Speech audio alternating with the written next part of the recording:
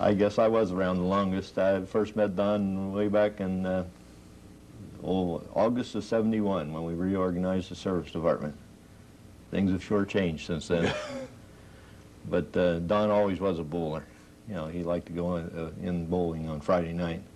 One time I was here on Friday night, and we went down and watched him bowl. First time I ever saw a 300 game. That was the whole team, though. Yeah, his bowling team, whoever was the worst bowler, had to keep the picture of the team in his office for the week. Don had it quite a bit. But yeah, it goes back a long way. A lot of things have changed with Don. We were all mechanical people in those days. And training was done in the offices and nothing in the Dayton. Nobody ever saw Dayton. So service worked for sales, and we used to give most of it away. I know I was one of those sales managers that did it. But he came in here with a blueprint, and he worked over the years, developed that. And he's a great leader, good manager, and most of all, a good friend. One of the big things to me that always interested me was how he was always interested in hearing what you had to say, your view on something. Didn't mean he agreed, but, you know. Yeah. But he listened. He always respected your point of view. And he would explain things when you didn't understand.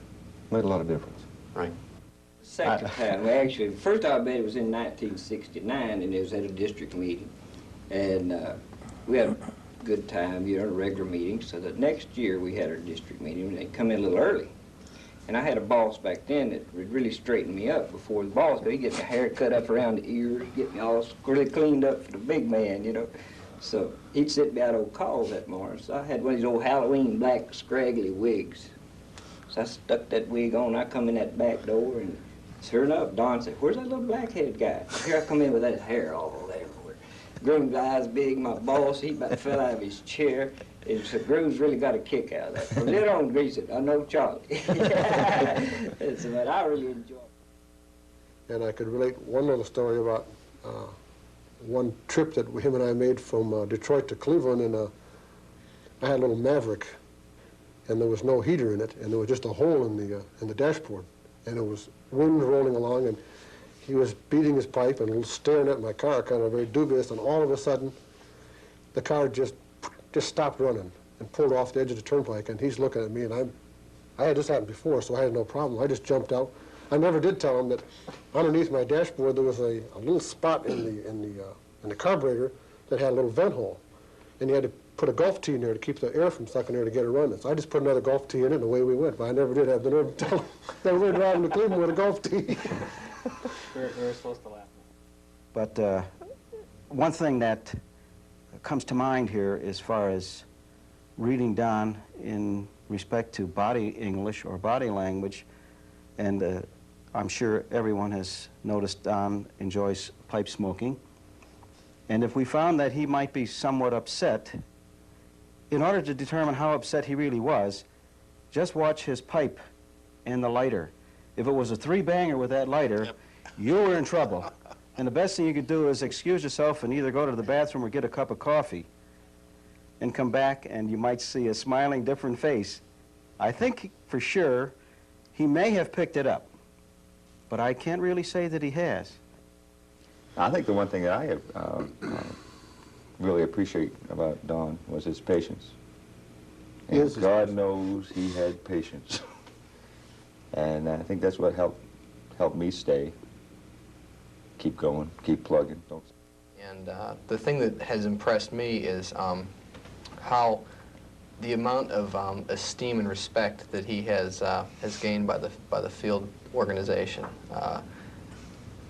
It's amazing because it really it's as though the service organization is the lengthened shadow of one man, as Emerson says.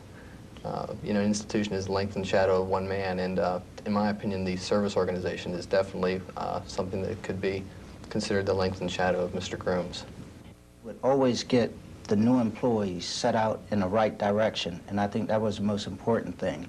He would come in and he would tell them about the career advancement and things of that nature, and he inspired people to want to accomplish. And I think that was the thing that I admired the most about Don. Don's the type of person you never had to worry about in a group that he might say the wrong thing or that he might go off half-cocked, as it were. Don always was an excellent listener. Oh, yes. He could hear things even perhaps that were not spoken.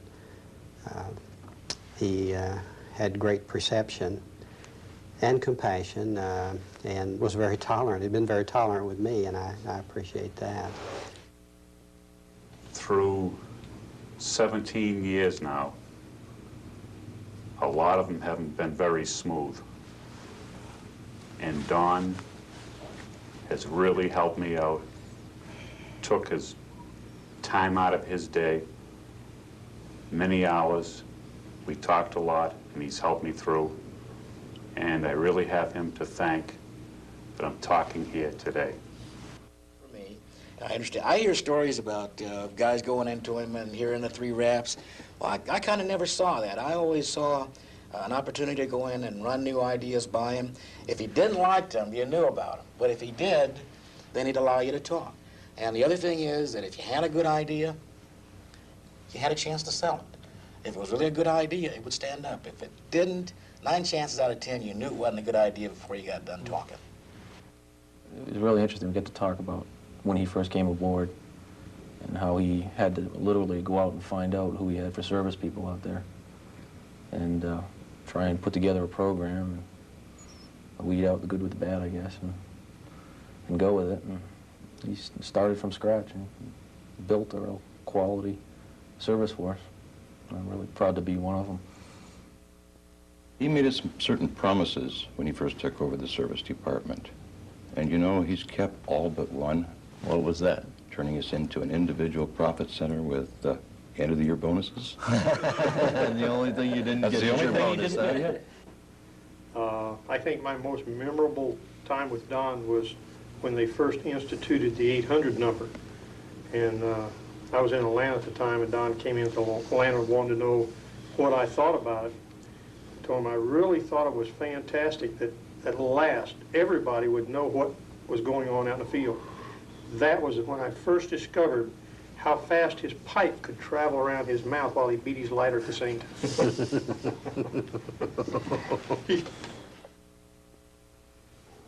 It's going to be missed, you know, for the leadership, and it's been a great inspiration to us. I think he's helped all of us very much over the years, definitely. Very much definitely. So.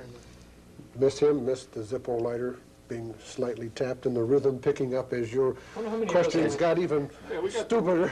How many he's went through in his career here? We got to know. We had a few meetings. He probably Yeah, got to know a lot of language. Lighter language. Lighter language. He was patient, but his lighter took the brunt.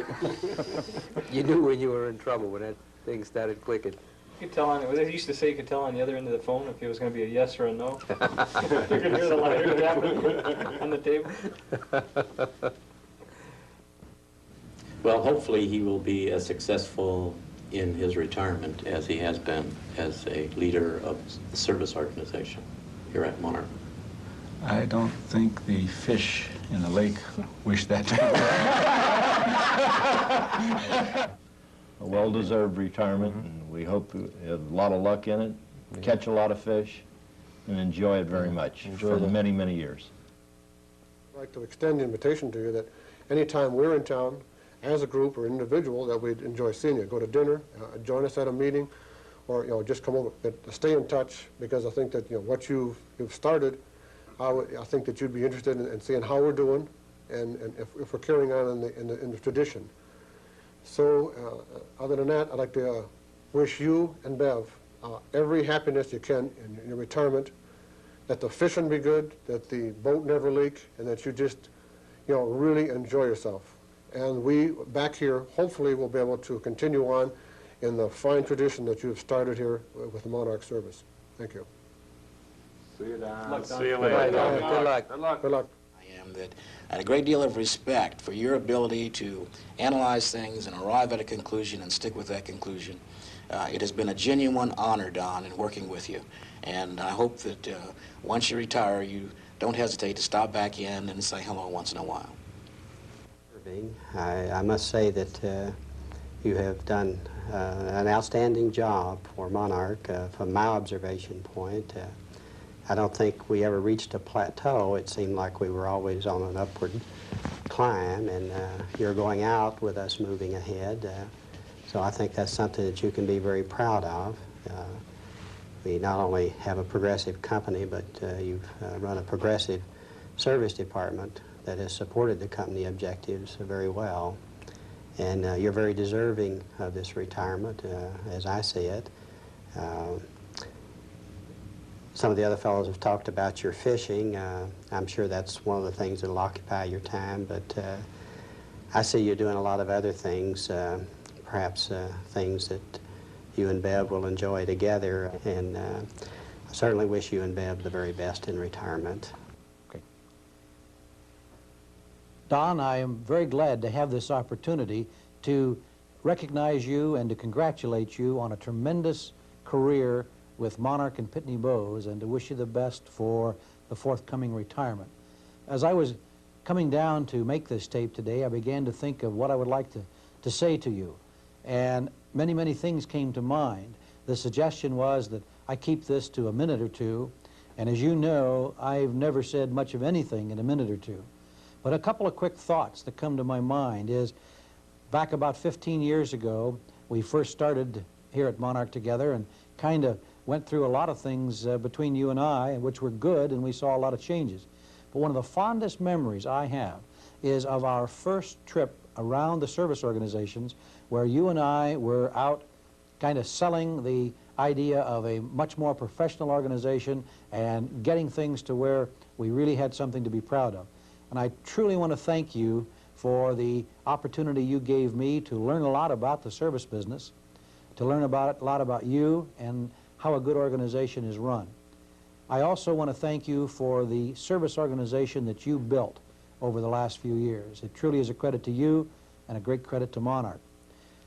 Another thing on a personal basis I'd like to leave with you, and that is I thank you personally so much for the way you supported me and how you helped me do my job over the past few years. I really appreciate that, and I will miss you, but I certainly want to wish you and Bev the very best in the future. Don, thank you very much. Hello, Donald. I bet you thought you had seen the last of me. Well, you know, I always like to have the last word, and I couldn't let an occasion like Grand Club come with your retirement without telling you how much people in Pitney Bowes, as well as Monarch, are going to miss you.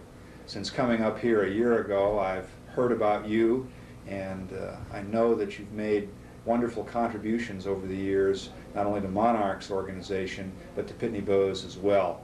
The Grooms family has certainly made its impact on the organization over the years in many organizational levels. We're going to miss you, and I wish that you and Bev enjoy your retirement years in good health, and I hope that you'll come to visit us and keep in touch. Best of luck, Don. Don, hi. I would felt very badly if they had not asked me to say a few words here in regard to your retirement. And I must tell you that I really come to this with a lot of mixed feelings, truthfully.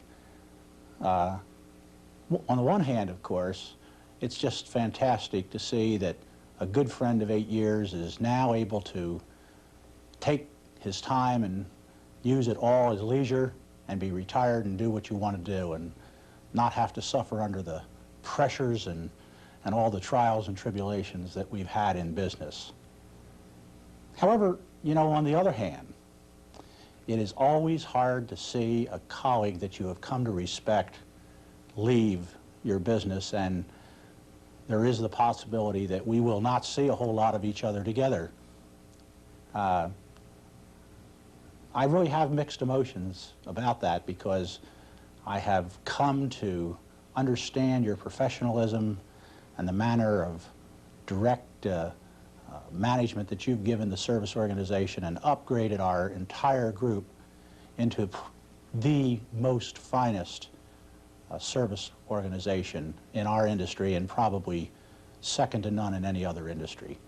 In any case, I would have been remiss not to be able to say I've really enjoyed these past 8+ years and have enjoyed working with you, and certainly want to be able to wish you well in your coming endeavors. However, I'm not going to say goodbye, because that sounds so final to me, and consequently I'd rather just say so long. And just to take something that you and I have talked about for many years, I hope that you'll spend maybe an extra $10,000 on your cabin up in Wisconsin, and then after that's done, I hope you'll invite me up, and I can't think of a better way that I'd like to spend some time than catching a couple of big ones together. Good luck, Don, and Godspeed to you and Bev on your retirement years. Don, based on the comments made by your fellow executives, I really feel cheated in the fact that I've only been able to work with you for the past 4 months. There's no doubt that you've accomplished an awful lot during the past 40 years for Pitney Bowes, and tremendous contributions have been made by you right here at Monarch.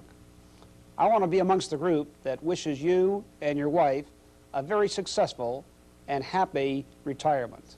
Best wishes to both of you. In closing the tribute to Don Grooms, I would like to say that Don has been quite a influence on my life. I can remember the first time I met Don in the Boston office many, many years ago. He came in and was his first trip around the country. He met the service people and didn't really say too much or do much. He just visited and left. I guess the very next time I met or heard from Don was via telephone. And he was questioning me on some of the budget entries on my budget. The problem I had was I'd never seen a budget. Said back then, service managers just didn't do the type of work they do today. Don helped me get through those kind of crises, and eventually, I feel, had a big influence on making my success with Monarch.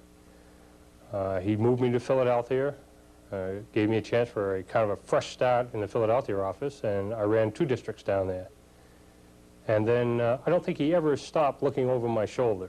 The entire time I've been with the company that he's been here, he's always been in the background somewhat. Don has watched over my performance. He's rewarded me for it. He moved me to New Jersey as a regional manager, and as a last effort on his behalf for me, he moved me into Dayton, Ohio to be the national service manager.